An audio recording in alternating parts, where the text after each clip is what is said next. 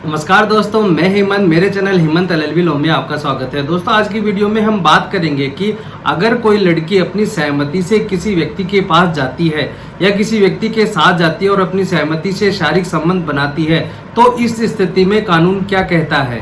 सबसे पहले हमें यह देखना है कि वह लड़की बालिग है या नाबालिग है।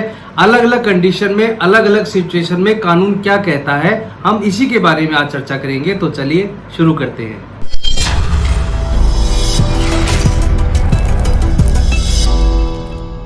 अगर कोई लड़की बालिग है और अपनी मर्जी से जाती है और अपनी मर्जी से शारीरिक संबंध बनाती है तो लड़की ने कोई अपराध नहीं किया है। लड़के और लड़की दोनों ने कोई भी अपराध नहीं किया है। लेकिन कई बार ऐसा होता है कि लड़की के द्वारा FIR दर्ज करा दी जाती है और लड़की कहती है कि लड़का शादी का झांसा देकर मेरे साथ शारीरिक संबंध बनाता है और वह लास्ट में मेरे से शादी भी नहीं करता है। तो घटना अगर पाई जाती है तो पुलिस के द्वारा अपनी कार्रवाई की जाती है। लेकिन एक जजमेंट आया था प्रमोद सूर्य भान Singh versus state of Maharashtra. इसमें सुप्रीम कोर्ट ने अपने जजमेंट में यह कहा था कि अगर कोई लड़का और लड़की एडल्ट है और लड़की अपनी सहमति से संबंध बनाती है, उसे सोचने और समझने की क्षमता है और वह अपनी शारीरिक संबंध बनाने के लिए अपनी सहमति दे रही है और बाद में आकर यह कहती है कि उसने मेरे साथ शारीरिक संबंध बनाया था, तो वह अपराध की श्रेणी में नहीं आएगा। इस केस में प्रमोद सूर्य भान सिंह ने उस लड़की को पहले ही कह दिया था कि मैं तुमसे शादी नहीं करूंगा और शारीरिक संबंध जारी रखा गया। अब एक बहुत ही बढ़िया सवाल है कि अगर कोई लड़की नाबालिग है तो क्या आप उसके साथ शादी कर सकते हैं?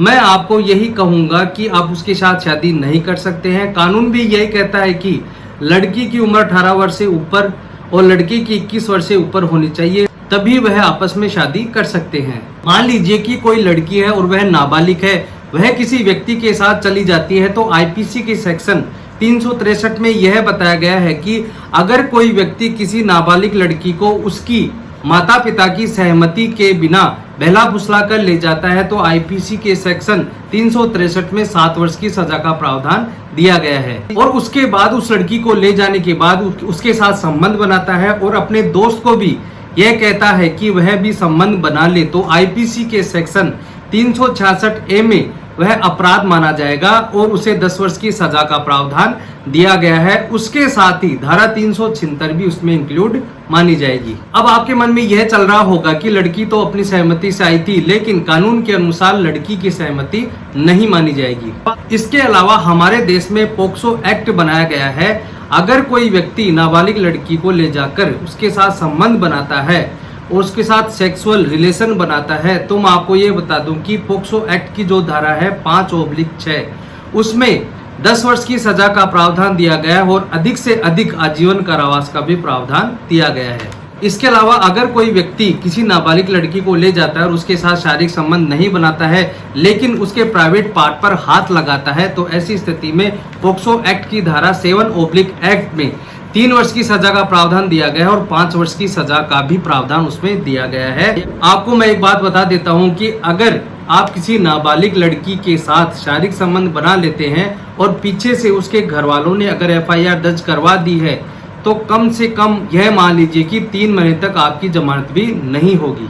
जब तक लड़की के बयान नहीं होते तब तक जमानत भी नहीं हो सकती है। तो दोस्तों, आज के लिए इतना ही। मैं उम्मीद करता हूं कि यह वीडियो आपको समझ में आ गया होगा कि अगर किसी नाबालिग लड़की के साथ आप इस तरह से सेक्सुअल रिलेशन बनाते हैं तो आप पर क्या हो सकती है। तो दोस्तों, आज के लिए इतना ही। अगर आपको वीडियो अच्छा लगा हो तो प्लीज इसे लाइक करें। अगर आप मेरे चैनल पर नए हैं तो प्लीज मेरे चैनल को सब्सक्राइब करें और जो बेल आइकन है उसे ऑल पर जरूर कर लें ताकि ऐसे ही वीडियो मैं आपके पास लाता रहूं। धन्यवाद।